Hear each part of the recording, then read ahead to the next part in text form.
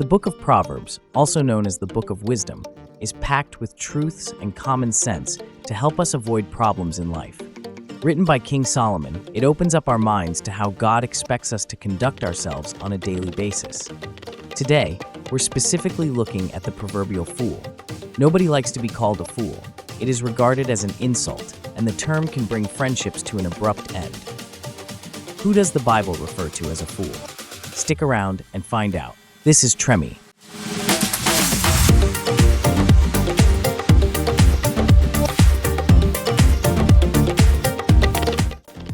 So here are the people that the Bible describes as fools. Number 1. Anyone that despises wisdom and instruction. The fear of the Lord is the beginning of knowledge, but fools despise wisdom and instruction. Have you met people who hate anything that commands wisdom? Or people who do not like to be corrected, even when they are wrong? In the eyes of God, they are fools. A wise person is more inclined to seeking wisdom, and they are not offended by constructive criticism or correction. In most cases, wisdom and maturity go hand in hand. It's impossible to find a wise person who's still immature. Number 2. People who hate knowledge. Proverbs chapter 1 verse 22 says, "How long, you simple ones, will you love simplicity? For scorners delight in their scorning, and fools hate knowledge." These are people who are content knowing what they knew 10 years ago. They have no will to learn something new or grow in any way. In other words, they are completely complacent. Even when an opportunity to learn something that will add to their knowledge is presented before them, they will reject it, citing flimsy excuses. God expects us to grow holistically. Life is about growth. We should strive to do and learn something constructive whenever we can. Number 3. People who lack understanding. These are people who are always right in their own eyes. They never make an attempt to see life from another person's point of view. They also do not take time to seek the deeper meaning of things. In their world, it's either their way or the highway.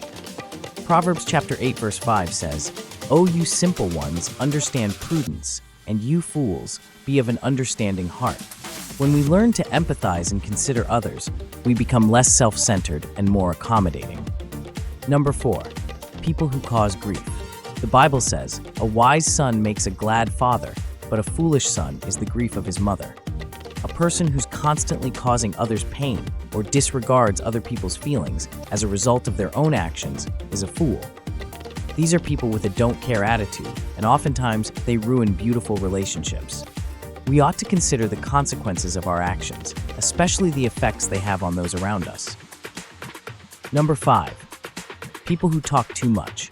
I'm sure you know someone who falls into this category. Proverbs chapter 11 verse 13 says, "A talebearer reveals secrets, but he who is of a faithful spirit conceals a matter." People who talk too much tend to spill secrets and also spew very inappropriate things. These are people who do not read the room.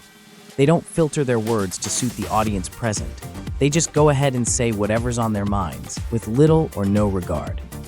Refrain from telling such people your personal matters because they will eventually disappoint you.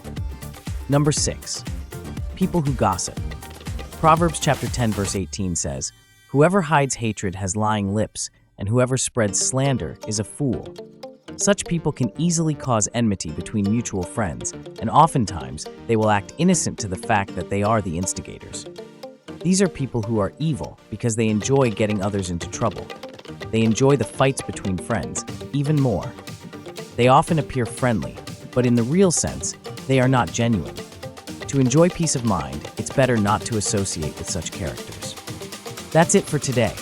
Watch out for part 2 if you'd like to know what else the Bible says about fools. Also, if you found value in this video, please give it a thumbs up and be sure to subscribe for more videos like this. Hope to see you on the next video. Have a good one.